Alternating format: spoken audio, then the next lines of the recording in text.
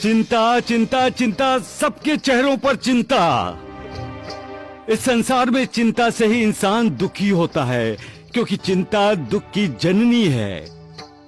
जो इस रहस्य को जानता है वो कभी दुखी नहीं होता। फिर तुम लोग चिंता में क्यों डूबे हो? बाबा, मालिक पर विश्वास करो, उस पर श्रद्धा रखो, उस पर अपनी सारी चिंता उस पर छोड़ दो।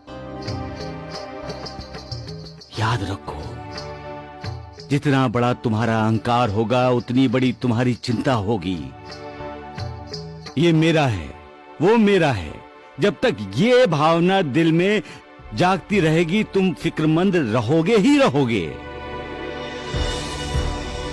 अहंकार त्याग दो, उस मालिक पर निर्भर रहो। उसे जो करना है करने दो, उस पर संशय शक की उंगली मत उठाओ।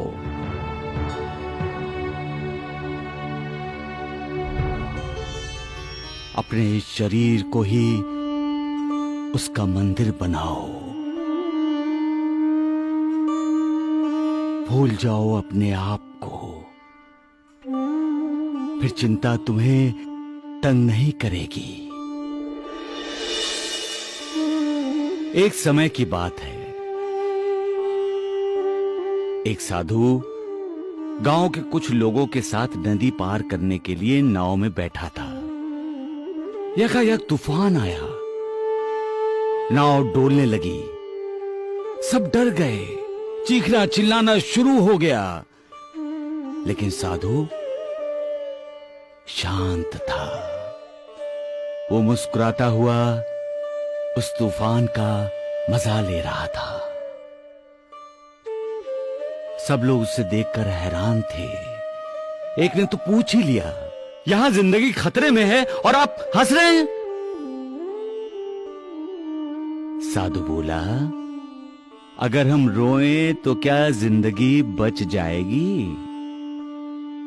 सभी चुप हो गए।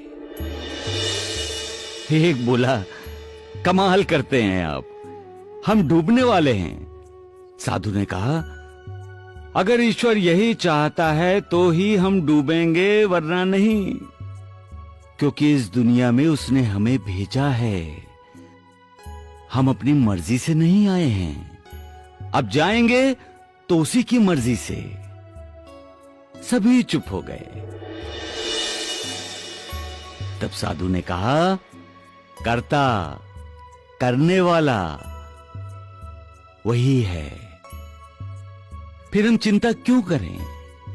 उस पर विश्वास करो, वो कभी किसी का बुरा नहीं करता, और वो जो करता है उसके पीछे भी सबका भला छिपा होता है।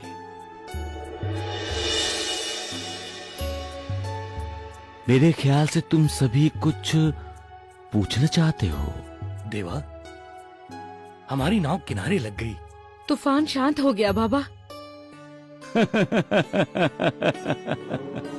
सबका मालिक